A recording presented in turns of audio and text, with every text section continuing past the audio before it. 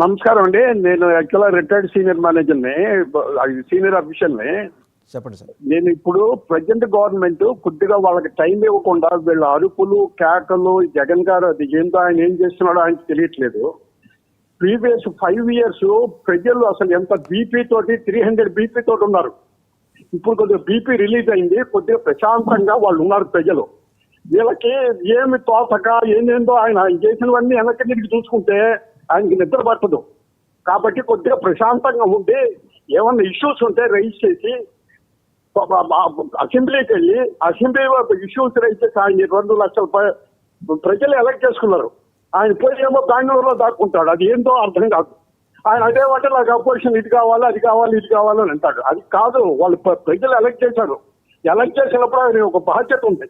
బాధ్యత లేకుండా ఈ విషయంలో ప్రవర్తించి అరుపులు కేకలు పెట్టి డిబేట్లకు వచ్చినా కూడా అరుపులు అరుస్తారు. వాళ్ళకి ఎందుకో అంత ఇది నాకు అర్థం కాదు. కాబట్టి వాళ్ళని కొద్దిగా అడ్వైస్ చేస్తే మంచిది. ప్రజలే శర్మ గారు, వైసీపీ సహనం కోల్పోయింది, ఇది మొత్తానికి రవికిరణ్ గారు ఆయన శర్మ గారు అన్నమాట. సరే, కమింగ్ టు ఈ పాయింట్, జీవోకి సంబంధించండి సార్. ఇప్పుడు తుని ఘటన విషయంలో జనవరి 2016లో జరిగింది. అప్పుడు రైలు రత్నాచల్ ఎక్స్ప్రెస్ ని దగ్ధం చేయడం జరిగింది. దాని మీద కేసులు నమోదు చేశారు. అయితే ఆ విషయం మీద అప్పుడు చంద్రబాబు నాయుడు గారి ప్రభుత్వం ఎఫ్ఐఆర్ నమోదైనవి, లేదా పోలీసు రైల్వే డిపార్ట్మెంట్ కేసులు నమోదయ్యి విచారణకు వెళ్ళింది, ముందుకు జరుగుతుంది. అయితే 2019 ప్రభుత్వం మారాక వైసీపీ ప్రభుత్వం వచ్చాక ఉన్న కేసులన్నీ ఎత్తేస్తూ జీవో కూడా ఇచ్చారు డిసెంబర్ 2019. అలాగే రైల్వే కోర్టు కూడా 2023లో